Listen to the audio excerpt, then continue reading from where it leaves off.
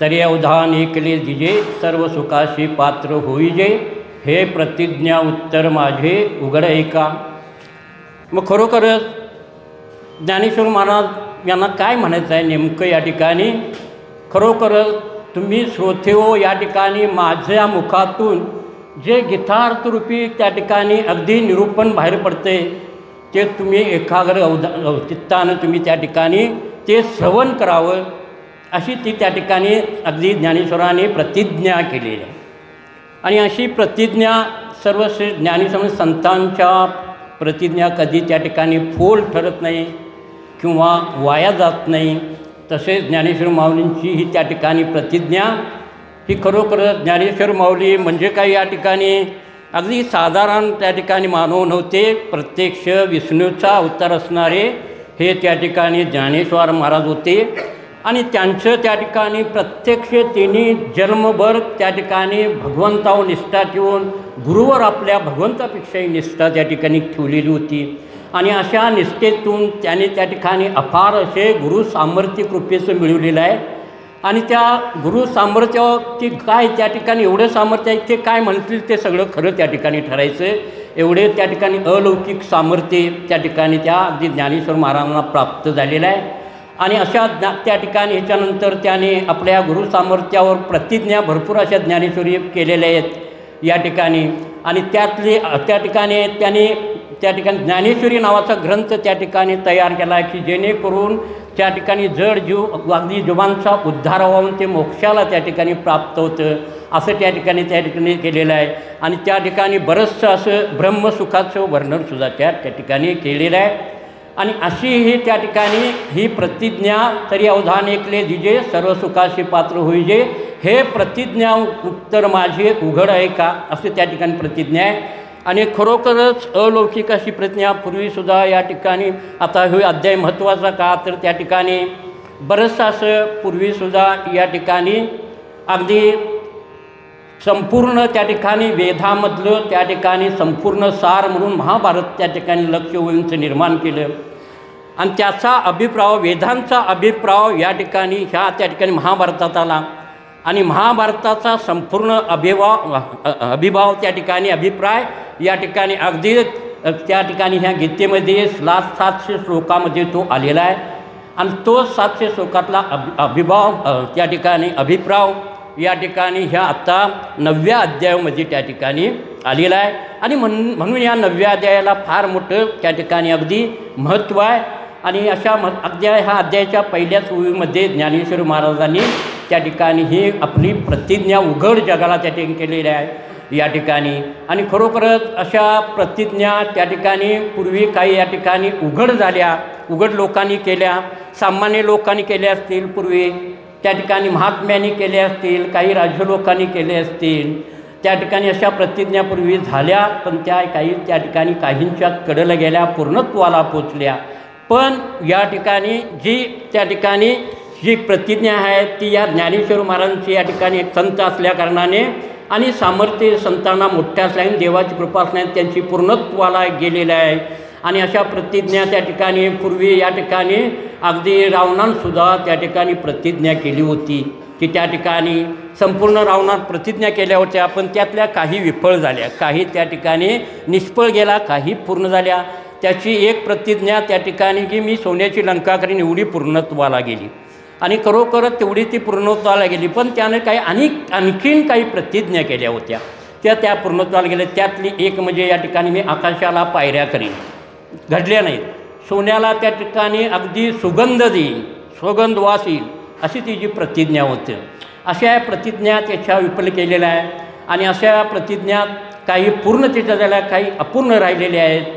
तसंच त्या ठिकाणी जी काही त्यानं अगदी राम अवतारामध्ये अगदी सीता संहाराच्या वेळी त्या ठिकाणी प्रतिज्ञा केली होती तीसुद्धा प्रतिज्ञा त्या ठिकाणी त्याची फोल गेलेली आहे की खरोखरच त्यानं अगदी स्वयंवर त्या ठिकाणी धनुष्यबाण उचलून सीतेचं स्वयंवर अगदी पत्नी म्हणून जिंकायचं होतं पण तो गर्विष्ठपणानं सगळ्या राजा लोकात बसलेला उठला अहंकाराने आणि सदासजी मी धनुष्यबाण मोडन आणि मग सीतेचं त्या ठिकाणी वर जिंकेन असं त्यानं त्या ठिकाणी गर्वानं गेला.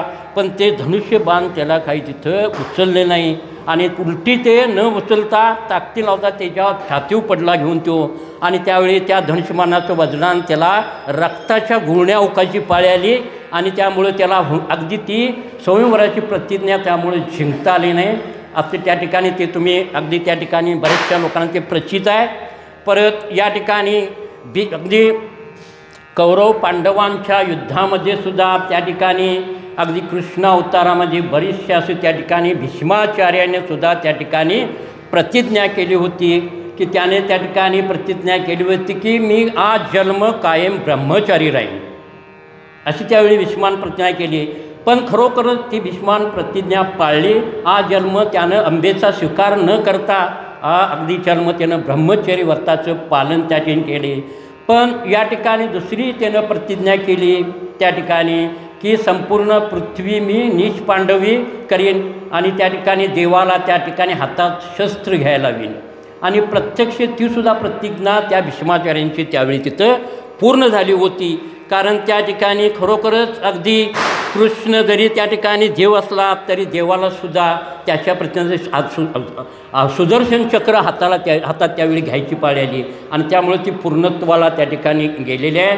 आणि अशा ह्या प्रतिज्ञा त्या ठिकाणी थोर त्या ठिकाणी अगदी महात्म्याने केल्या. आपली त्या ठिकाणी अगदी भगवंतानं सुद्धा त्या ठिकाणी प्रतिज्ञा त्या ठिकाणी अगदी केल्या आहे. कृष्ण अवताराने कृष्णांसुद्धा काही प्रतिज्ञा केल्या. ज्यावेळी त्या ठिकाणी अगदी दुर्वास ऋषींना त्या ठिकाणी गवळणी त्या ठिकाणी जेवण घेऊन त्या ठिकाणी निघाल्या होत्या त्याच वेळी त्या ठिकाणी यमुनेला मोठं त्या ठिकाणी पाणी अगदी आलेलं होतं आणि नदी यमुना नदी दूध थंडी अशी भरून वाहत होती. गोपी काठावर गेल्या पण गोपींना नदीतनं पलीकडं जायना. त्या ठिकाणी मग गोपी तुम्हाला अगदी निश्चिम अन्यन्य भावानं कृष्णावर प्रेम करत होत्या आणि त्या प्रेमाच्या त्या ठिकाणी स्वरात तिने त्या कृष्णाचा धावा केला. आणि धावा केल्यानंतर त्या ठिकाणी प्रत्यक्ष त्या गोपींना अगदी त्या ठिकाणी प्रत्यक्ष श्रीकृष्ण हजर झाले आणि त्या ठिकाणी त्यांचा ते त्या ठिकाणी जो अगदी त्या ठिकाणी वाटेचा मार्ग होता तो श्रीकृष्णानं त्या ठिकाणी आपल्यासुद्धा त्या ठिकाणी 2 प्रतिज्ञा करून मार्ग मोकळा केलेला आहे. पहिली प्रतिज्ञा त्या ठिकाणी या ठिकाणी मी त्या ठिकाणी खरोखरच मी त्या ठिकाणी ब्रह्मचारी असेल तर यमुनामाई वाट करून देईल असे त्या ठिकाणी एक प्रतितात त्यावेळी शीर्षनांक केलेले आहे. आणि तशा पद्धतीनं दुसरी बी त्याने एक त्या ठिकाणी प्रतिज्ञा केली आहे. जन्मभर आज जन्म मी जर खोटं बोललेला नसेल तर यमुनामाई तू वाट करून दे अशी सुद्धा त्या ठिकाणी प्रतिज्ञा त्या ठिकाणी केलेली होती. आणि खरोखरच ज्यावेळी अशी अगदी कृष्णाच्या मुखातून त्या प्रतिज्ञा वाक्य पडल्यावर यमुनामाई अगदी दूध थंड दुभागली गेली मध्ये वाढ झाली आणि खरोखरच त्या कृष्ण भक्तीचं त्या ठिकाणी वेध लागणाऱ्या गोपी ह्या आपले त्या ठिकाणी अगदी परमात्म्याच्या सामर्थ्यावर वाट झाली म्हटल्यावर मग दुर्वास ऋषींना त्यांनी त्या ठिकाणी ते अन्न निघून दिले. असे हे आपल्या भक्ताचं पूर्णत्वाला नेणारे सुद्धा प्रतिज्ञा श्रीकृष्णाने त्यावेळासुद्धा त्या ठिकाणी केल्या. आणि सामान्य माणूससुद्धा आपण प्रतिज्ञा करतो आहे पण त्या ठिकाणी आपल्या प्रतिज्ञा कसं आहे की संसारात त्या ठिकाणी अगदी भरभराट यावी, धनधान्य पिकावं, ऐश्वर्य लाभावं, संपूर्ण त्या ठिकाणी अगदी बंगला मला मिळावा, बसायला गाडी मिळावी आणि त्या ठिकाणी सगळ्या लोकात मान्यता मिळावी अशी संसारातले लोकसुद्धा अपेक्षा करतात. पण त्यांच्या प्रतिज्ञा या कशा असतात काही पूर्णत्वाला त्या ठिकाणी जात नसतात, त्या ठिकाणी अपुराच असतात. पण या ठिकाणी अगदी ह्या प्रतिज्ञा केल्या पण त्या सगळ्या त्या ठिकाणी काही लोकांच्या अगदी फळालेल्या काही लोकांच्या त्या ठिकाणी विफल गेलेल्या आहेत. मग खरोखरच हे प्रतिज्ञा म्हणजे या ठिकाणी खरोखरच साधू संतांनाच त्या ठिकाणी अगदी जे अगदी महात्मे आहेत त्यांच्या प्रतिमा त्या ठिकाणी कडेला जातात, देवांच्या कडेला जातात, त्या ठिकाणी जे महान भीष्माचार्य सारखे त्या ठिकाणी त्यांच्या कडेला जातात. पण सामान्य माणसाच्या प्रतिज्ञा त्या ठिकाणी पूर्णत्वाला जात नाही. आणि ह्या पद्धतीनं अगदी ह्या प्रतिज्ञा श्री ज्ञानेश्वर माऊलींनी या 9व्या अध्यायात जी केली आहे की समस्त ह्या पृथ्वी तलावर जड जीवांचा उद्धार होण्यासाठी या ठिकाणी ही प्रतिज्ञा केलेली आहे. आणि त्या ठिकाणी ही प्रतिज्ञा त्यांच्या मुखातून अशी आलेली आहे की अवधान ऐकले दिजे मग सर्व सुखाशी पात्र होईजे, हे प्रतिज्ञा उत्तर माझे उघड ऐका अशी ती प्रतिज्ञा आहे. आता या ठिकाणी ही प्रतिज्ञा करत असताना ज्ञानेश्वरांनी समस्त विश्वातल्या जडजीवांचा विचार करून त्या ठिकाणी अगदी विचार केलेला की उद्धार व्हावा, हेच चांगले जलकल्याणातनं आणि त्या ठिकाणी जगाच्या हितार्थात लोककल्याणार्थ ही त्या ठिकाणी अगदी ज्ञानेश्वर माऊलींनी अगदी प्रतिज्ञा केलेली आहे. आणि त्या ठिकाणी खरोखर हे ब्रह्मसुख अगदी त्या ठिकाणी अगदी मी सगळ्या जगाला या ठिकाणी अगदी ब्रह्मसुखाचा सुकाळ करून त्या ठिकाणी ब्रह्माची देवघेव सुखाची सगळ्यांना मिळावी अशासाठी ही प्रार्थना ज्ञानेश्वर महाराजांनी केलेली आहे. आणि अशी ही प्रार्थना अगदी प्रतिज्ञा पूर्णत्वाला त्यांनी सुद्धा त्या ठिकाणी नेलेले आहे. आणि अशा प्रार्थना ह्या त्या ठिकाणी अलौकिक अगदी संतांच्या असतात, इतरांच्या काय त्या ठिकाणी अलौकिकपणा नसतो असं या ठिकाणी सांगितलेलं आहे. मग या ठिकाणी अगदी जी त्या ठिकाणी प्रस्तुत ओवी त्या ठिकाणी घेतलेले आहे, तरी अवधान ऐकले दिजे मग सर्व सुखाशी पात्र होईजे, हे प्रतिज्ञा उत्तर माझे उघडे का. त्याच्या त्या ठिकाणी अगदी कसं आहे, त्या ठिकाणी ह्याच्या अगोदर त्या ठिकाणी अगदी 8व्या अध्यायामध्ये त्या ठिकाणी भगवंतानं अर्जुनाच्या प्रश्नावर त्या ठिकाणी काही उत्तरं दिलेली आहेत.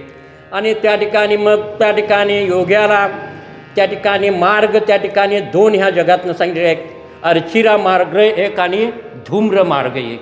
आणि खरोखरच या ठिकाणी अर्जुनाचा हा प्रश्न होता आणि त्याचा त्या 2 मार्ग कृष्णाने त्यांना सांगितलेले आहेत. मग त्या ठिकाणी अगदी अर्चिरा मार्गानं ज्या ठिकाणी हे कसं आहे, त्या ठिकाणी ज्यावेळी त्या ठिकाणी अगदी उत्तरायण जो काळ होतो त्या ठिकाणी 6 महिन्याचा काळ असतो, त्या ठिकाणी अगदी तेजाची देवता अगदी त्या ठिकाणी शुक्ल पक्ष दिवसाचं आणि त्या ठिकाणी अगदी त्या दिवसाच्या अगदी प्रकाशामध्ये ह्या 6 महिन्यामध्ये उत्तरायणामध्ये जो योगी आपला देहाचा करतात त्यांना त्या ठिकाणी ब्रह्मपदाची प्राप्ती त्या ठिकाणी मिळते. हे अर्चिरा मार्गानं त्या ठिकाणी हे केलेलं त्या ठिकाणी त्याचं हे आहे. दुसरा त्या ठिकाणी धूम्रमार्ग, हा धूम्रमार्ग त्या ठिकाणी अगदी उत्तरायण त्या ठिकाणी दक्षिणामध्ये येतो आहे आणि ह्यो सुद्धा कालावधी त्या ठिकाणी 6 महिन्याचाच त्या ठिकाणी सांगितलेला आहे. आणि अशा हा 6 महिन्याचा कालावधीमध्ये त्या ठिकाणी अगदी देवता ही अगदी कृष्ण पक्षामध्ये तेजाची देवता रात्रीच्या वेळी ज्यावेळी हा योगी देहत्याग करेल त्यावेळी त्याचं त्या ठिकाणी त्याला त्या ठिकाणी कुठली गती मिळते तर त्याला त्या ठिकाणी स्वर्गलोकाची गती त्या ठिकाणी अगदी सांगितलेली आहे. मग असं हे योग्याला त्या ठिकाणी देहत्यागाच्या वेळी अंतिम देवाच्या देह अगदी वसान करताना 2 मार्ग हे सांगितलेले आहेत. आणि प्रत्यक्ष मग त्या ठिकाणी अर्चिरा मार्गानं त्या ठिकाणी अगदी संपूर्ण ज्या ह्या सृष्टीचं जे शिर आहे ते ब्रह्मबोहन लोक आहे आणि त्या लोकामध्ये ते अर्चिना मार्गाने प्रवेश केलेले त्या ठिकाणी अगदी योगी अगदी सुखात आनंदात त्या ठिकाणी ते राहतात, अक्षय सुख त्यांना त्या ठिकाणी प्राप्त होते. मग त्या ठिकाणी त्या अगदी ब्रह्मदेवा भुवन लोकाचा त्या ठिकाणी 1 दिवस 1 रात्र संपल्यानंतर अंती ते भुवन संपूर्ण भगवंत आपल्या प्रकृतीत त्या ठिकाणी सामावून घेतोय आणि कल्पांची परत अंती सुरुवातीला प्रगट अगदी प्रकट रूपाने ती सृष्टी किंवा ते परत जीव तयार करतोय. अशी ही सृष्टीची कल्पांतरांची योजना कल्पपर्यंत ही अगदी व्यक्त अव्यक्त रूपात त्या ठिकाणी ती होत असते. मग जीव या ठिकाणी कसा असतो, त्या ठिकाणी जन्माला आल्यानंतर त्याला त्या ठिकाणी 3 अवस्थेतनं प्राप्त त्या ठिकाणी त्याचा प्रवास होतो. उत्पत्ती, स्थिती आणि लय ह्या 3 अवस्थेमध्ये त्या ठिकाणी अगदी त्याला त्या प्रवेश करायला लागतो आहे. मग उत्पत्ती हो काय, पण त्या ठिकाणी 2 महत्त्वाच्या गोष्टी मनुष्य जीवनात मध्यान्ह काळ आणि त्या ठिकाणी अंतकाळ त्या ठिकाणी जीवाचा महत्त्वाचा असतो आहे. आणि 2 काळ हे अत्यंत जीवाच्या अगदी त्या ठिकाणी आयुष्यामध्ये महत्त्वाचे असतात.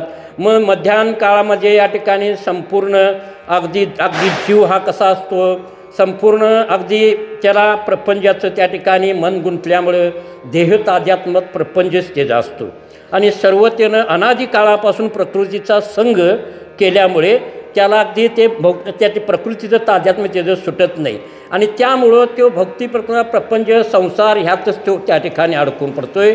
आणि खरी परमार्थाची आपण प्राप्ती करून ह्या अगदी संसारातनं दुःखरूप संसारातनं आपली मुक्तता कशी करून घ्यायची हे त्याला विस्मरण होते. भगवंताचं आपलं अगदी अनादी काळापासून असणारं आपलं शाश्वत संबंध ह्याचंच विस्मरण होणे म्हणजे जीवाला दुःखाची स्थिती प्राप्त होते आणि भगवंताचं स्मरण केल्यावर ती दुःखाची निवडून त्याला आनंदाची प्राप्ती त्या ठिकाणी प्राप्त होते. आणि अशा पद्धतीनं जीव हा त्या ठिकाणी मग असा संसारातल्या सगळ्या गोष्टी कोणतं मग संसार करत करत असा त्या ठिकाणी सगळे बायकामुळे सगळ्यांची कामं करत सगळा प्रपंच वडत त्याला अगदी वेळ मिळत नसतो की देवाची आठवणसुद्धा नसती. तिकडे त्याचं दुर्लक्ष होतं आहे आणि अशा दुर्लक्षामुळे संपूर्ण त्याचं त्या ठिकाणी तो अगदी पुन्हा त्या ठिकाणी त्या संसारातल्या कामात मरून पुन्हा जन्म आणि पुन्हा मरण आणि दुःख काय त्याच्या पाठीमाग लागलेलं परंपरेचं मग सुटत नाही.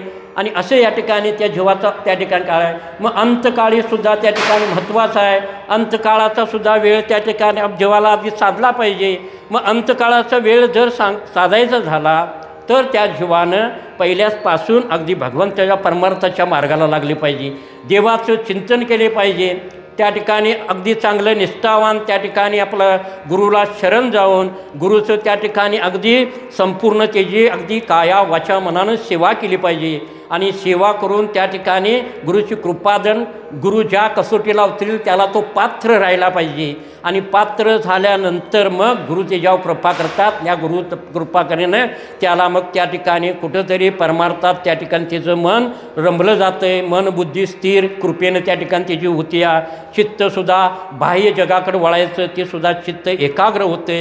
इंद्रिय सगळी त्या ठिकाणी अगदी संयमित होतात. कुठे इंद्रियांचा धावा त्या ठिकाणी बाहेर बाजूला जात नाही. कारण ते सतत त्या ठिकाणी परमेश्वराचं नामस्मरण अभ्यास त्या ठिकाणी त्याचा चाललेला असतो आहे. आणि मग एकदा त्या अभ्यासाच्या जीवाव नामस्मरणाच्या जीवाव आणि भगवंताच्या कायम स्मरणाच्या जीवाव त्या ठिकाणी तसंच त्याला त्या ठिकाणी अंतकाळी त्या ठिकाणी जर त्या ठिकाणी मृत्यूचा जवळ क्षण आला तर त्या वक्ताला त्याला प्रत्यक्ष परमेश्वर त्याची दिनचर्या करण्यासाठी म्हातारपणाची आणि त्या ठिकाणी देहाची हजर राहतो आहे. आणि त्याला आपल्या आत्मबोधाच्या पिंजराची त्या ठिकाणी अगदी साखळीत त्या अगदी जाळीत ठेवतो. आणि सुंदर प्रकारची स्मरणाची छाया अशा भक्ताला अशा साधकाला भक्ती केल्याला तो सावली देतो आपल्या स्मरणरूपी सावलीची. आणि मग देह अंतकाळी मग तो जीव आपलंच देवाचं स्मरण त्या ठिकाणी करून आपल्या त्या ठिकाणी अगदी मोक्षाला तो प्राप्त त्या ठिकाणी होतो. असं या ठिकाणी हे दोन काळ जर साधायचे असतील तर प्रत्येकाने त्याप्रमाणे त्या ठिकाणी अगदी हे केलं पाहिजे. म्हणून आपण या ठिकाणी मनुष्य जन्माला आल्यानंतर थोडं प्रपंच बी असावा पण परमार्थ करत तो प्रपंच असावा. कारण परमार्थाची सवय असेल तर शेवटला तुम्हाला जीव देहातनं घालवतान किंवा देह सोडतान परमार्थ अगदी परमेश्वराचं स्मरण होते. नाहीतर अन्यथा तुम्हाला कुठलंही त्या ठिकाणी देव म्हटलो तरी त्या ठिकाणी अगदी मी म्हणतो मुखान म्हटलं तरी त्यावेळी इंद्रिये सगळी विफळ झालेली असते. बुद्धी स्थिर नसते. त्या ठिकाणी डोळ्यात प्राण त्या ठिकाणी डोळ्यात नजर असते. आणि परत अशी कासावी सगळ्या इंद्रियांची स्थिती झाली असते. आणि स्मरण देवाचं घ्यायचं त्यावेळी भाव नसतो. त्या ठिकाणी एखादा नोकर नेमून जरी बाबा मी या ठिकाणी कशाला जन्मभर परमार्थ करायला पाहिजे आणि व्रत वैक्य भजन कीर्तन कशाला ऐकायला पाहिजे म्हणून मग शेवटचा काळ जर त्या ठिकाणी साधायचा असेल मग शेवटला एक माझ्यापाशी मरताना मी गडी नेमतो सेवक नेमतो आणि त्याला सांगतो मग मरताना बाबा जीव जायला की तू मला देवाचं नाम घेऊन तेवढं आठवण कर. मग मी त्यावेळेला म्हणतो पण नाही. त्यावेळी तसा प्रयत्न तो जीव केला गडी ठेवून तरी सेवा करून. आणि शेवटला त्याला त्या गड्यानं जरी सांगितलं मरते समय बाबा मला त्या ठिकाणी तू राम म्हण त्यावेळी तो म्हणू शकत नाही. कारण या ठिकाणी कसं आहे देहाव अनादी काळाचे पूर्वीचे संसाराचे आहेत. त्यामुळे त्याला ती बुद्धी त्यावेळेला त्या ठिकाणी म्हणायची सुचत नाही. आणि तो देह भानावरसुद्धा नसतो. सगळी त्या ठिकाणी त्याची अवस्था ही विफल झालेली असते. कारण मृत्यूच्या यातना फार कठीण असतात. त्यावेळी जीव घायाळ झालेला असतो. त्याचं कुठेही त्या ठिकाणी लक्ष नाही. ते सैरावैरा असतो. आणि त्या भ्रमात त्याला ते अगदी भगवंताचं विस्मरण होतं. कधीच त्याच्याकडे त्याची बुद्धी वळत नाही. पण जे साधू संत असतात ते त्या ठिकाणी जन्मभर त्यांनी भगवंताची सेवा केलेली असते या महात्म्याने. असे महात्मे संत जनच त्या ठिकाणी अशा या ठिकाणी सुंदर देहत्यागाच्या योगाचा साधगुण अगदी मोक्ष सुखाचा ते लाभ घेतात. मोक्षाला येतात आणि जन्ममृत्यूच्या फेऱ्यातनं दुःखाच्या फेऱ्यातनं ते कायम सुटतात असे या ठिकाणी अगदी सांगितलेलं आहे.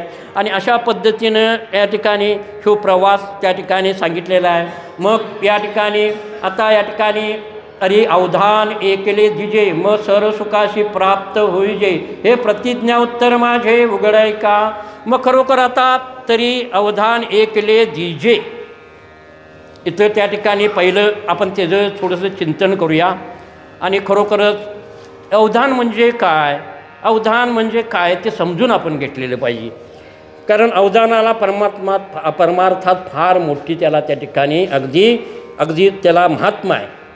हे अवधान घडलं पाहिजे प्रत्येकाकडे. आपण तुम्ही आम्ही माझ्यासकट आम्ही त्यातच पोचतोय. अवधान आमचं हे होत नाही.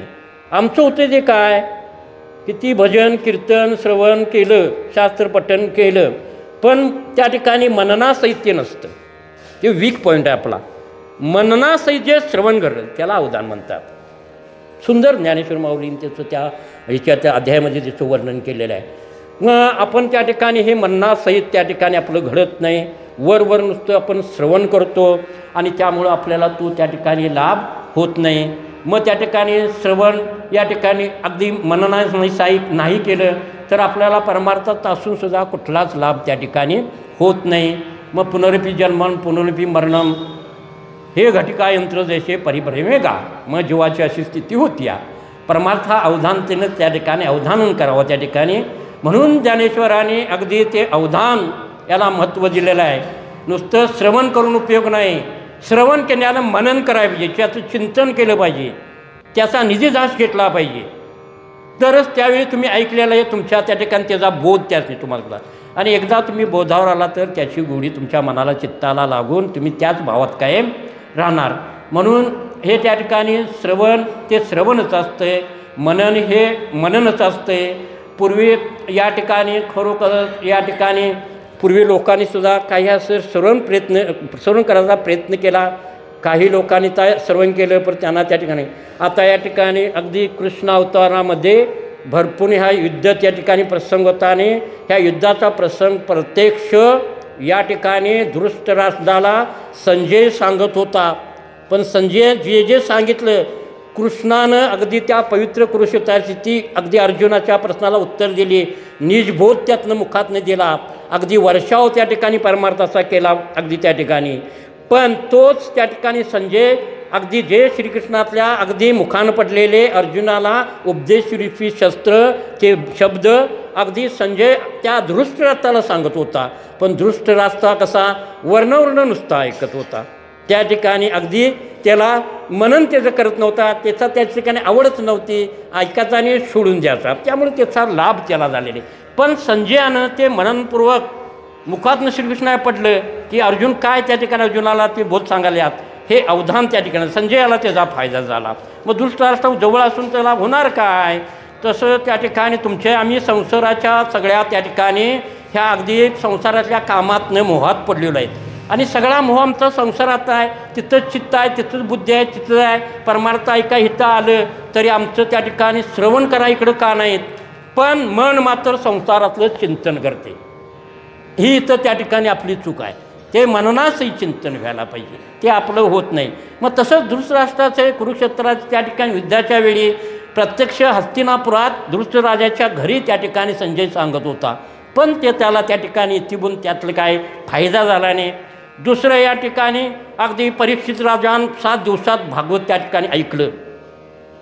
हाय तुम्हाला माहिती साधारण आपण ही ज्ञानी लोक माझ्यासमोर आहेत शास्त्रपठण वेदांनी ग्रंथ वाचतात. तर त्या ठिकाणी अगदी त्या परीक्षित राजाला त्या ठिकाणी अगदी श्रवणासहित मनासहित ते त्या ठिकाणी श्रवण केलं. अवधानपूर्वक त्याचं ऐकलं नाही. त्यानं श्रवण केलं ते मनात त्या ठिकाणी धरलं. मनाच्या कानानं ऐकलं, बुद्धीच्या डोळ्याने त्याचं अनुभव आणि म्हणून त्या ठिकाणी त्याला त्याचा फायदा झाला. पण त्याच वक्ताला इतर लोक त्याच्याबरोबर होती. त्यांनीसुद्धा ते ऐकलं तर पण त्यांना तो फायदा झाला नाही. असं हे त्या ठिकाणी अवधानासहित त्या ठिकाणी हे मनन व्हायला पाहिजे. त्यालाच त्या ठिकाणी श्रवण म्हणतात. आणि हे श्रवण त्या ठिकाणी तुम्ही आम्ही तशा पद्धतीनं केलं पाहिजे. तर ह्या त्या ठिकाणी परमार्थ क्षेत्रामध्ये आणि भगवंताच्या या ठिकाणी अगदी ह्या परमार्थाच्या बोधावर तुम्ही त्या ठिकाणी मग आरूढ होणार. आणि केलेल्या सगळ्या त्या साधना तुमच्या त्या ठिकाणी फलद्रूप होणार. म्हणून त्या ठिकाणी अवधान कसं श्रवण आणि अवधान यात फरक आहे. श्रवण नुसते श्रवणच असते. जसं श्रवण म्हणजे नुसती आपलं भुईमुग काढला त्याची शेंगा खाल्यात पण त्याचा लाभ घ्यायचा आहे. नुसती टलपार फोडून उपयोग नाही. तलपार काय कामाची आहेत ती वाया. तसं नुसतं श्रवण करून काय उपयोग नाही. आतला जो गाभा दाण्याचा शेंगदाणा तो आपल्याला मिळाला पाहिजे. तसा अगदी श्रवण हे मननास केले अर्थबोध झाला पाहिजे. मग श्रोता त्या ठिकाणी आता श्रोता ऐकताना कसा असतो, श्रोत्याचं 2 प्रकार त्या तिने सांगितलेले आहेत. त्या ठिकाणी व्याघ्रमुखी श्रोता आणि श्वानमुखी श्रोता. हा श्वानमुखी श्रोता आता पहिल्यांदा त्याचं मी विश्लेषण करतो. एखाद्या कुत्र्याला त्या ठिकाणी श्वान म्हणजे कुत्रा थोडक्यात म्हणजे, आणि त्याचं काय त्यांनी विप्रयास करू.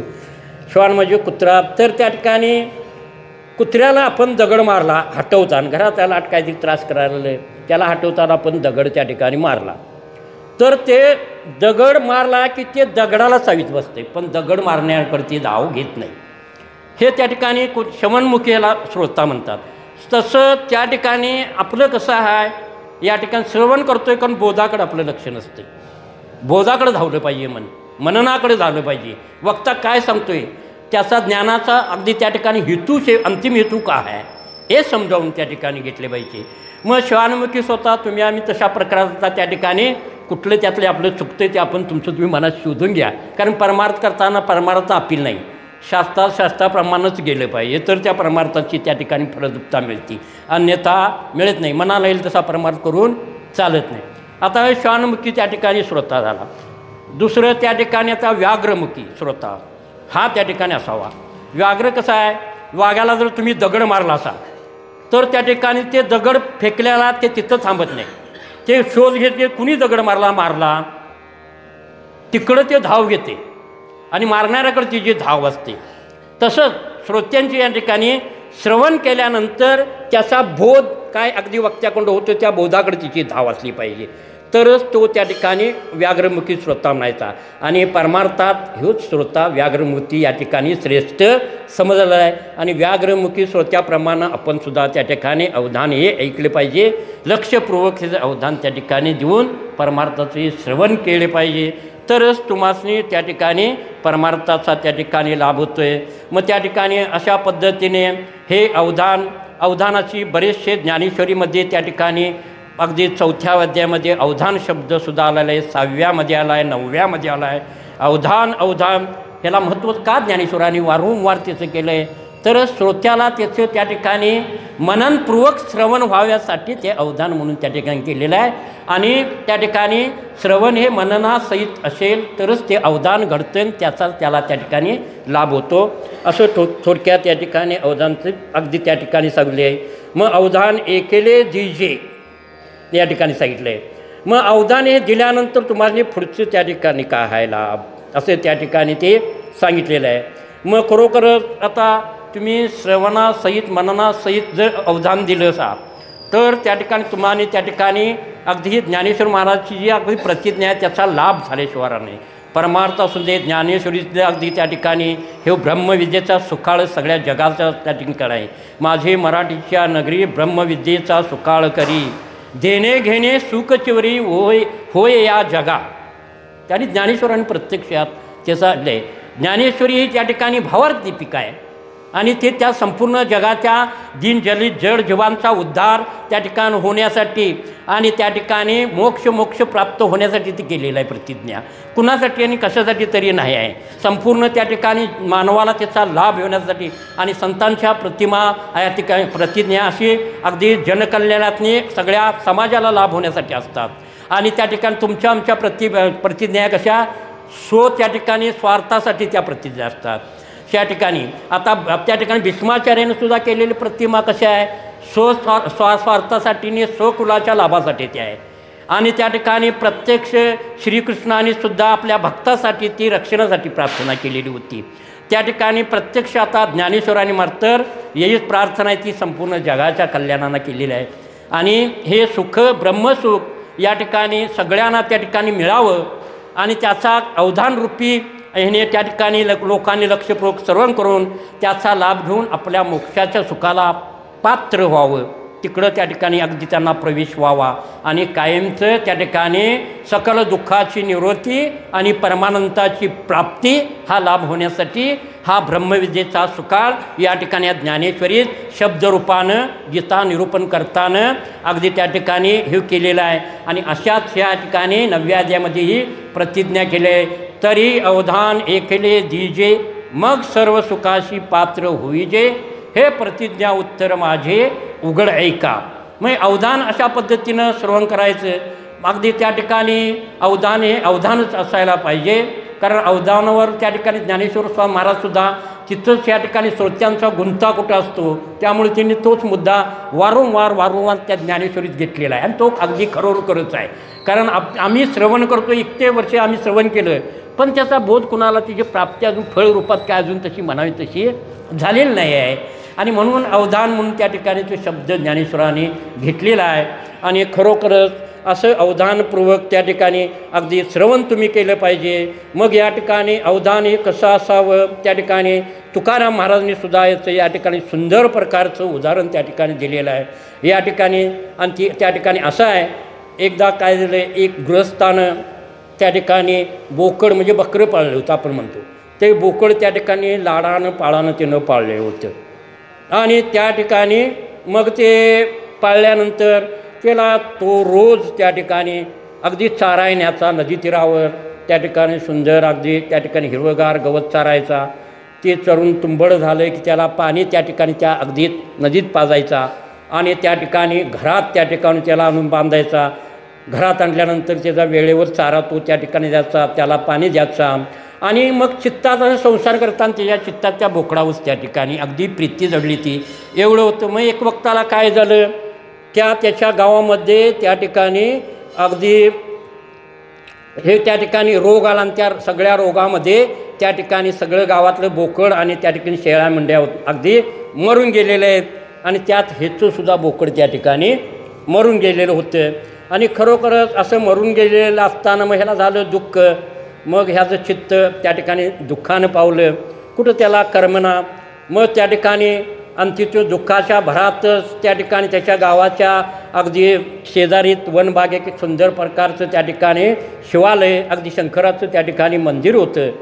आणि त्या मंदिरात तो त्या ठिकाणी अगदी आता मंदिरात पुराण बुवा अगदी त्या पुराणातलं पुराण त्या ठिकाणी श्रवण सगळ्या वक्त्यांना सांगायचा, श्रवण करायचा. आणि ते पुराण आता ऐकून मन आता आपलं रमणीला झालेलं आहे. बोकडाचं तरी दुःख त्या ठिकाणी अगदी झालेलं आहे. मन अगदी थोडंसं समाधान पावायसाठी त्या ठिकाणी तो अगदी त्या अगदी पुराणिक बोवाचं पुराण ऐकण्यासाठी त्या ठिकाणी त्या अगदी शिवालयात गेलेला आहे. आणि तिथं तो जाऊन बसलेला आहे आणि तो पुराणिक बोवा पुराण त्या ठिकाणी अगदी सांगत आहे आणि ह्यो त्या ठिकाणी तिथं जाऊन श्रवण करायला बसलेला आहे. मग पुराणिक बुवा त्या ठिकाणी कसा होता, पुराणिक बुवा त्या ठिकाणी त्याला दाढी होती मोठी आणि त्या ठिकाणी त्याला जटाभार होता. आणि ते पुराण सांगताना अगदी ते पुराणातले वाक्य त्या श्रोत्यांना सांगताना ते बोलताना तिची दाढी त्या ठिकाणी हलायची. आणि मग तो पुराणाची दाढी बोलताना हला लागल्यावर या ठिकाणी ह्यो जे ठिकाणी गृहस्थ होता तो ऐकण्यासाठी झालेला होता, बोकड मेल्याला येतो त्या ठिकाणी ते जर मुख त्या आणि दाढी हलायला लागली की न श्रवण करताना त्या ठिकाणी अगदी माझा बोकड अशाच दाढीचा होता असं चिंतन त्यानं त्या ऐकायला सुरुवात केली. मग त्या ठिकाणी पुराणिक बुवा पुढं पुराण सांगता त्या ठिकाणी अगदी या जगात 2 तत्व महत्त्वाचे आहेत म्हटलीत त्या ठिकाणी. तर कोणती ती अगदी माया, ब्रह्म आणि माया ही जगात 2 श्रेष्ठ तत्व आहेत. आणि त्यानं अशी 2 बोटं केलीत. बोटं केल्यावर त्या बोटाकडे बघून म्हणतोय त्या ठिकाणी होय अशीच माझ्या बकऱ्याला 2 शिंगं होती त्या ठिकाणी. आणि त्यानं ते चिंतन वरवरनं श्रवण त्यानं विप्रास आहे असावधानतेनं ते अवधान म्हणायचं असं श्रवण केलं. मग पुढं त्या ठिकाणी डोळ्यातनं अश्रू पावलं. आता खरोखर पौराणिक बुवा माझ्या बकऱ्याचं वर्णन करून आठवण मला करून द्यायला, ह्यानं डोळ्यातनं पाणी काढून दुःखानं हुंदकं काढून तो अगदी श्रवणाला अगदी डोळं टिप्प गाडीत बसलेला आहे. मग त्या ठिकाणी पुढंसुद्धा त्या ठिकाणी पुराणिकानं पुढचं त्या ठिकाणी अगदी आपलं त्या ठिकाणी हे अगदी मुखातनं सांगितलं की खरोखरच या ठिकाणी ह्या अगदी हे जगामध्ये 2 तत्व प्रमुख आहेत, ब्रह्म आणि माया. ह्या 2 तत्व कुठं त्या ठिकाणी त्यांचं त्या ठिकाणी जास्त उल्लेख आलेला आहे. तर हे वेदातनं त्याचं त्या ठिकाणी जास्त महत्त्व ब्रह्म आणि मायेचं सांगितलेलं आहे. म्हणून मग हे वेद किती असतील तर म्हटला 4 असं हातानं दाखवलं. मग 4 वेद, ह्या 4 वेदातनं ब्रह्म आणि मायाचं हे तत्त्वज्ञान त्या ठिकाणी जास्त सांगले आणि त्यांना ब्रह्ममायाला म्हणून महत्त्व या ठिकाणी आहे. आणि वेदातनं तिची त्या ठिकाणी महती सांगितलेली आहे. आणि 4 बोटं दाखवून त्या पुराणिकेने दावल्यावर ह्याला आठवण झाली, अरे हो होय माझ्या बोकडाला 4 पाय होते. अरे रे, मग पुराणिक भावानं खरोखर माझ्या बोकडाचं वर्णन ते केलेलं आहे. मग ह्याला ते चिंतन, त्याचं चित्त त्या बोकडावर असल्या कारण त्या बोकडाच्या दुःखच त्याला अनावर त्या ठिकाणी झाले. आणि संपूर्ण त्या अगदी पुराणिक बुवाचं पुराण संपेतो ह्यो टिपं गाळीत दुःख व्यक्त करीत ह्याचं चित्त त्या ठिकाणी त्या बोकडाच्या चिंतनातच होतं, दुःखातच होतं. आणि पुराणिक बुवान जे काही पारमार्थिक बोधाचं सांगितलं तिकडं मग तरी ह्यानं त्या ठिकाणी अवधान दिलं नाही, अवधान दिलं. अवधान ऐकायचं जे लक्ष देऊनच राहिलं आहे, अवधाताने प्रयासानं त्यानं ते ऐकलं. मग खरोखरच पुराण संपलं. पुराण संपल्यानंतर त्या ठिकाणी त्या पुराणिक बुवाकडे त्याचं लक्ष गेलं आणि त्यांना म्हणला, पुराणिक बुवा म्हणले ठीक आहे या म्हणला, तुम्ही त्या ठिकाणी ऐकण्याचा भाव अगदी वेगळा दिसतो. इतर श्रोते त्या ठिकाणी बघितले पण असं भावपूर्वक कोणी ऐकलं नाही. डोळ्यातनं पाणी आणि बोध त्या ठिकाणी भगवंताबद्दल कळवळा ऐकताना, आणि हे तुझ्याकडून घडलेलं आहे. आणि त्या ठिकाणी तू हे तुझ्याकडं सत्व संपन्नता अगदी ऐकायला येण्यासाठी हे कुठं तू त्या ठिकाणी ही साधना केलीस ते मला त्या ठिकाणी सांग, असं त्याला प्रश्न त्या ठिकाणी पुराणिक बुवाने केला. मग त्या ठिकाणी पुराणिक बुवा त्या ठिकाणी म्हणजे अगदी पुराणिक बुवानं तो सांगू लागला, खरोखरच ज्यावेळी तुम्ही पुराण सांगत होता आणि मी ऐकत होतो त्यावेळी तुमचं त्या ठिकाणी अगदी पुराण सांगताना दाढी हळली, त्यावेळी मला माझ्या बोकडाची त्या ठिकाणी आठवण झाली आणि मी मग डोळ्यातनं त्या ठिकाणी बोकड मेला म्हणून अगदी त्या ठिकाणी मी रडू लागलो. मग या ठिकाणी तुम्ही त्या ठिकाणी ब्रह्म आणि माया म्हणून त्या ठिकाणी 2 बोटानं विश्लेषण केलं असा. त्यावेळी मी त्या ठिकाणी अगदी माझ्या बोकडाला 2 शिंग त्या ठिकाणी होती म्हणून त्या ठिकाणी मला जास्त दुःख त्यामुळे झालं. आणि पुढं त्या ठिकाणी तुमच्या मुखातून पुराणातनं त्या ठिकाणी अगदी वेदामध्ये या ठिकाणी ब्रह्ममाया या ठिकाणी 4 वेदात त्याचं वर्णन तुम्ही त्या ठिकाणी आलेलं आहे असं म्हणून सांगितलं. 4 बोटं दाखवली.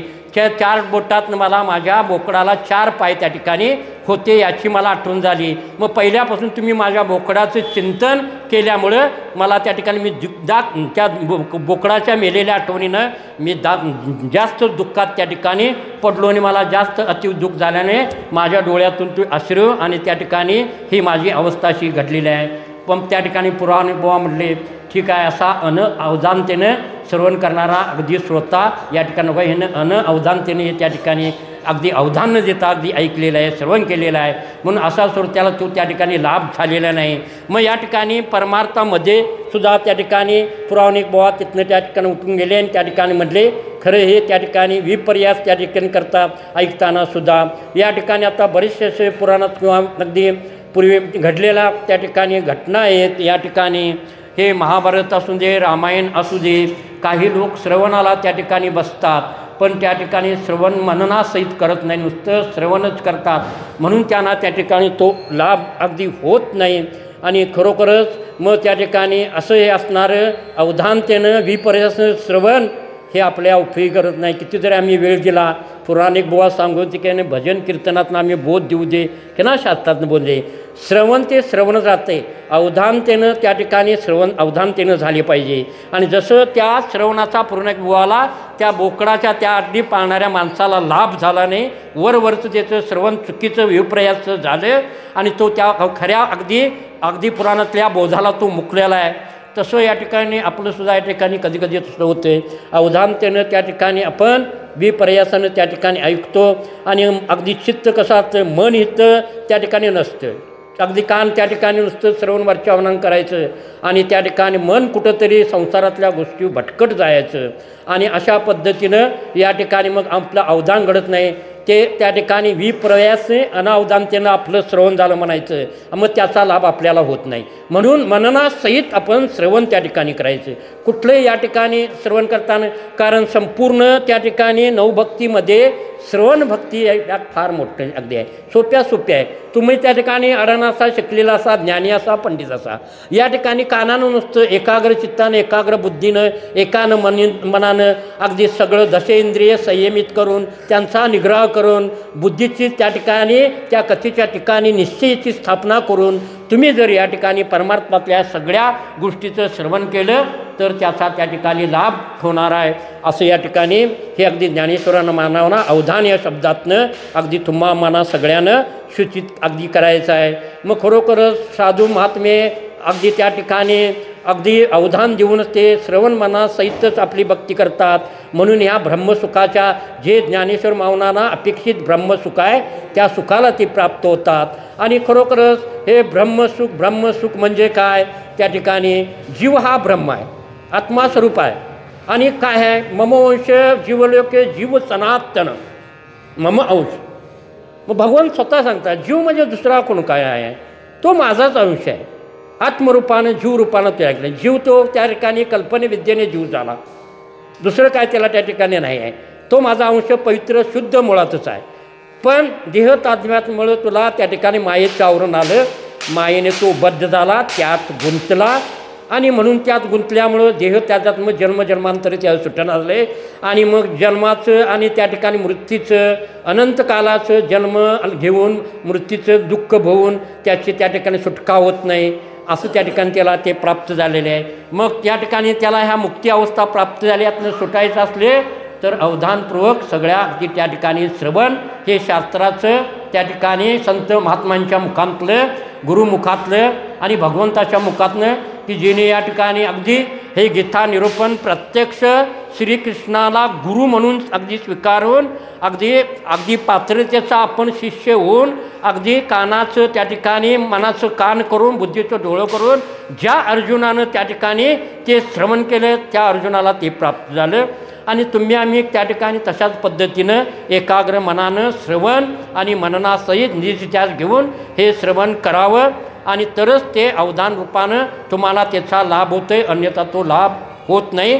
आणि मग तुम्ही मोक्षसुखाला अंतरणार. असं जर श्रवण नाही केलं तर तुम्हाला मोक्षसुख तुम्हाला मिळणार नाही.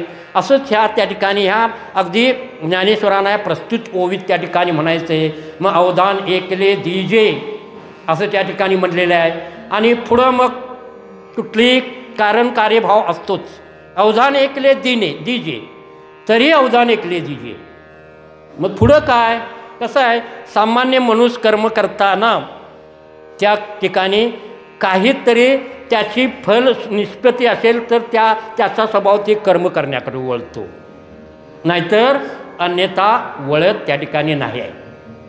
म्हणून अवधान एकले दीजे मग सर्व सुखाची प्राप्त होईल. फल निश्चितीचा आलेले आहे ज्ञानेश्वरांच्या अगदी त्या ओळीमध्ये. मग फल निश्चिती कशी आहे? संपूर्ण जीवाचा उद्धार करण्याची मोक्ष सुखाची आहे ती. तुम्ही एकाग्रतेने श्रवण केलं सा तर ज्ञानेश्वर महाराज म्हणतात त्या ठिकाणी तुम्ही मग मोक्ष सुखाला प्राप्त व्हाल. आणि ही माझी प्रतिज्ञा उघड मी केलेली आहे आणि ती पूर्णत्वाला जाईल, नेणारच असा निश्चय त्यांचा आहे. संतांचा निश्चय कुठे त्या ठिकाणी वाया जात नाही. संत हे दृढ निश्चय असतात. त्या ठिकाणी अगदी ज्ञानेश्वर महाराज म्हणजे अगदी हे मोठे वैष्णव भक्त आहेत, संत आहेत, महात्मे आहेत. त्यांनी केली प्रतिज्ञा ही कडेला त्या ठिकाणी जाणारच. गुरु सामर्थ्य, ईश्वर कृपा, त्यांची स्वतःची साधना, आत्मकृपा त्यांना अंतकरणाची मिळालेली आहे. अशा बोधावर त्यांनी ही प्रतिज्ञा केलेली आहे. आणि अशा या प्रतिज्ञा संपूर्ण अगदी त्या ठिकाणी चर अचर या ठिकाणी जे या संपूर्ण सृष्टीव जड मूळ जीव त्यांचं त्या ठिकाणी अगदी उद्धार होण्यासाठी, ही मोक्षाची प्राप्ती होण्यासाठी, त्यांना मोक्ष लाभासाठी अशी दिव्य त्या ठिकाणी प्रतिज्ञा ही ज्ञानेश्वरांनी केलेली आहे. आणि तुम्ही ती त्या ठिकाणी एकाग्र बुद्धीने, एकाग्र मनाने, एकाग्र चिंतानं अवधान देऊन जर तुम्ही ऐकलं असाल तर तुम्हाला त्या ठिकाणी फलश्रुतीमध्ये मोक्ष सुखाची प्राप्ती तुम्हाला मिळणार आहे, असं त्या ठिकाणी त्याचं आहे. मग मोक्ष म्हणजे काय त्या ठिकाणी? तर मोक्षाची व्याख्या त्या ठिकाणी सकल दुःखाची निवृत्ती आणि परमानंदाची प्राप्ती, यालाच त्या ठिकाणी मोक्ष होणार आहे. आणि ज्ञानेश्वरी महाराजांना या अपेक्षित जे मोक्ष सुख आहे ते तुम्हाला मिळण्यासाठी माझ्या मुखातून जे काही निरूपण शब्द आहे ते शब्द तुम्ही त्या ठिकाणी मननासहित श्रवण केलं सा तर तुम्ही सुद्धा देहांती अगदी मोक्ष सुखाला त्या ठिकाणी प्राप्त होशीला, असं त्या ठिकाणी त्याचं अगदी हे केलेलं आहे, अगदी वर्णन त्याचं केलेलं आहे. आणि अशा पद्धतीनं मग त्या ठिकाणी मोक्ष सुख. आता सुख हे कसं असतं? मोक्ष आपण थोडंसं चिंतन त्याचं, मोक्ष म्हणजे काय सांगितलेलं आहे. आता सुख हे म्हणजे कसले सुख? तरी सर्व सुखाशी पात्र होईजे. ज्ञानेश्वरांना म्हणजे मग एका सुखाची ज्ञानेश्वर का म्हटले नाही पात्र होईल, सर्व सुखाचं का म्हटलेलं आहे असं या ठिकाणी सांगितलेलं आहे. तर त्या ठिकाणी आता एक सुख म्हणावं तर सुख हे आपण काय जीव कसं अगदी त्या ठिकाणी सगळ्या विषयानंदातच आपण भुललेलो असतो आणि विषयापासून अगदी त्या ठिकाणी इंद्रिय विषय आणि त्यांचा संयोग झाला म्हणजे विष आपल्याला त्या ठिकाणी ते अगदी मिळतं सुख. मग हे सुख चिरकाळ टिकणारे असतं का? त्या ठिकाणी ते अगदी चिरकाळ टिकणार नसते. विषयापासून जे सुख असतं ते कसं असतं, आरंभी गोड असतं आणि अंती ते शेवटचं त्या ठिकाणी विष होत असतं. मग असं हे विषयावत सर्व सुख ह्या विषयापासून मिळाले ज्ञानेश्वरांना मान्य नाही आहे, त्यांना ते मान्य नाही. एकच सुख त्याने त्या ठिकाणी मिळावं, ब्रह्मसुख असं त्या प्रतिज्ञेने म्हटलं आहे. त्याचा अर्थच असा आहे, हे अगदी सुख आहे ते विषयानंदाचं, विषयापासून मिळणारे विषय सुख क्षणिक शाश्वत नाही आहे, ते त्या ठिकाणी कालांतरण नष्ट पावणार आहे. आणि परत मग एखाद्या अगदी विषयानं त्यांना ते इच्छा पूर्ण झाली, ते विषय संपला की ते सुख संपते, क्षणार्धात ते संपते. मग त्याला दुसरी इच्छा त्या ठिकाणी प्राप्त होती आणि मग दुसऱ्या इच्छेसाठी मग तो आणि ते अगदी विषय सुखात आनंद घेण्यास नाही. म्हणजे हे विषय सुख हे नष्ट होणारे क्षणिक आहे, येणारे जाणारे आहेत आणि अंती जीवाला ते फायदेशीर नाहीत. म्हणून ते त्यांना ज्ञानेश्वर महाराजांची अभिप्रेत ते त्या ठिकाणी अगदी विषयांचं सुख नाही आहे. मग त्या ठिकाणी एकच सुखाची म्हणजे एकच सुखे त्रिगुणात त्या ठिकाणी अगदी विभागलेली आहे. मग पाणी या ठिकाणी अगदी सरोवराचं आहे, पण त्या ठिकाणी त्या पाण्याला 3 नळ त्या ठिकाणी बसवलेले आहेत, सत्वगुण रजगुण आणि तमगुण. थोडंसं असं ते वाचविकेला नाव समजा. आणि तशाच पद्धतीनं ते वेगवेगळ्या नलिकेत नेलं म्हणून त्याला वेगवेगळ्या अगदी विषयातनं आलेलं सुख त्या ठिकाणी म्हणतात. तसंच या ठिकाणी हे त्रिगुणातलं सुखसुद्धा ज्ञानेश्वरांना अभिप्रेत नाही. एक सुख म्हणजे काय त्या ठिकाणी, जर तुम्ही ब्रह्मसुखाची का प्राप्ती केलीचा तर ब्रह्मप्राप्ती म्हणजे परब्रह्म प्राप्ती आहे, परमेश्वराची प्राप्ती आहे तीच त्या ठिकाणी. आणि अशी प्राप्ती जर परमेश्वर प्राप्त झाला त्या सुखानं तर तुम्हाला सगळी सुखं त्या ठिकाणी आपोआपच त्या ठिकाणी अगदी मिळणार असं ज्ञानेश्वरांना अभिप्रेत त्या ठिकाणी आहे. म्हणून अगदी सुख आणि सुख हे त्या ठिकाणी सुखाचे सुद्धा विश्लेषण त्या ठिकाणी अगदी ज्ञानेश्वरीत असू दे किंवा त्या ठिकाणी तुमच्या गीतेत असू दे शास्त्रात त्याचं वर्णन त्या ठिकाणी आलेलं आहे. 3 प्रकारचे त्या ठिकाणी सुख असतात. एक त्या ठिकाणी सात्विक सुख, राजस सुख, तामसिक सुख. या ठिकाणी सात्विक सुखाचं विवेचन अगदी शास्त्रानं अगदी असं केलेलं आहे, त्या ठिकाणी जे सुख त्या ठिकाणी अगदी आरंभी गोड वाटतं, अंती जे त्या ठिकाणी दुःख देते, त्याला कुठलं त्या ठिकाणी सुख म्हणतात तर त्या ठिकाणी अगदी त्याला आरंभी ज्या ठिकाणी ते गोडपणा दाखवतं आणि शेवटी कडूपणा दाखतं त्याला राजस सुख त्या ठिकाणी म्हटलेलं आहे. मग या ठिकाणी खरोखरच बचनाग असू दे, बचनाग त्या ठिकाणी आपण प्राशन खाताना त्या ठिकाणी प्रारंभी गोड वाटतो, अंती कडू, रिझल्ट त्याचा कडू म्हणजे दुःख असं या ठिकाणी आहे. मग त्या ठिकाणी आता सात्विक सुखे पहिल्यांदा कसं असते, पहिल्यांदा कडू असते आणि शेवटला ते गोड असते. कडुलिंबाचा पाला आपण त्या ठिकाणी पाडव्यामध्ये आपण सगळी खातोच, खाताना कसा वाटतो, कडू वाटतो, खावत नाही, प्रारंभी दुःख वाटते ते खाताना, अंती रिझल्ट त्याचा ते जण श्रवण तुम्ही ते खालं पूर्ण. कडुलिंबाचा पाला आहे त्या शरीराला पोषक त्या ठिकाणी शरीर आरोग्य तो चांगला राखतो, अंती रिझल्ट चांगला आहे. म्हणून या ठिकाणी सात्विक सुखेला वर्णन केलेलं आहे. आरंभी त्या ठिकाणी दुःखदायक पण अंती गोड. आणि त्या ठिकाणी मग तामसिक सुख या ठिकाणी परमार्थात वर्णन केले. तामसिक सुख हे आळस निद्रा आणि त्याकडे हे उद्भवणार आहे. माणूस झोपला की त्या झोपेतच त्याला सुख वाटते, आळस देण्यात त्याला सुख असते आणि कुचकं मांस खाण्यात त्याला त्या ठिकाणी सुख असते. पण म्हणून ह्याला या ठिकाणी हे तामसिक सुख आहे, हे अगदी अंती बी असून दे आणि शेवटी बी असून हे दुःखदायकच त्याला त्या ठिकाणी ठरते. मग अशा पद्धतीनं या ठिकाणी अगदी हे 3 अगदी सुख ही सांगितलेलं आहे. तुम्हामासनी त्या ठिकाणी पारमार्थिक सुख ह्या ज्ञानेश्वरीच्या अगदी ब्रह्मविद्येच्या ज्ञानेश्वरांची प्रतिज्ञा केली आहे. ते शब्द अगदी त्या ठिकाणी अगदी तुम्ही अवधानतेनं ते श्रवणपूर्वक मननपूर्वक ते ऐकलं तर त्या ब्रह्मसुखाच्या त्या ठिकाणी तुम्हाला मोक्षाचा त्या अधिकार प्राप्त झाल्याशिवाय राहिनी आणि तुम्ही ह्या जन्ममृत्यूच्या फेऱ्यातनं तुमची त्या ठिकाणी कायमची ती मुक्तता होईल। आणि म्हणूनच त्या ठिकाणी आपली ज्ञानेश्वराने समस्त विश्वाच्या कल्याणार्थ या ठिकाणी ही आपली ज्ञानेश्वरीच्या महत्त्वपूर्ण अध्यायामध्ये पहिल्या त्या ठिकाणी विद्या राजगुह्य योग हा त्या ठिकाणी 9वा अध्याय अशा या अगदी सर्व गीतेत अध्याय श्रेष्ठ असणाऱ्या अध्यायामध्ये पहिल्याच ओळीमध्ये तुम्हासनी अगदी अवधानतेनं त्या ठिकाणी श्रवण मनन केलं तर ब्रह्मसुखाचा लाभ झाल्याशिवाय नाही होणार। अगदी त्या ठिकाणी असं ठामपणे निक्षून सांगितलं आहे आणि त्या ठिकाणी मी तो लाभ करून देणार, फक्त त्यासाठी त्या ठिकाणी परी अवधान ऐकले दीजे मग सर्व सुखाशी पात्र होईजे असं त्या ठिकाणी तिथं म्हटलेलं आहे। आणि ती ज्ञानेश्वर माऊलींची त्या ठिकाणी तशी प्रतिज्ञा त्यांनी गीता निरूपण करून ब्रह्मविद्येचा सुका ज्ञानेश्वरी या भावार्दीपिकेतनं तुम्हा आम्हा श्रोत्यांना ज्या ज्या ज्ञानाच्या वाचिकांच्या आपल्या आपल्या मतीनुसार ते त्या ठिकाणी निरूपण तुम्ही वाचून ज्ञानेश्वरी घेऊ शकता आणि मोक्ष सुखाला तुम्ही अंती प्राप्ती करू शकता आणि कायमचं जन्ममृत्यूच्या दुःखातनं तुमची सुटका होते। अशासाठी त्या ठिकाणी ज्ञानेश्वर माऊली समंत विश्वासच्या कल्याणार्थ ह्या 9व्या अध्यायाची पहिलीच ओळी त्या ठिकाणी घातलेली आहे। तरी अवधान ऐकले दीजे मग सर्व सुखाची पात्र होईजे, हे प्रतिज्ञा उत्तर माझे उघड ऐका।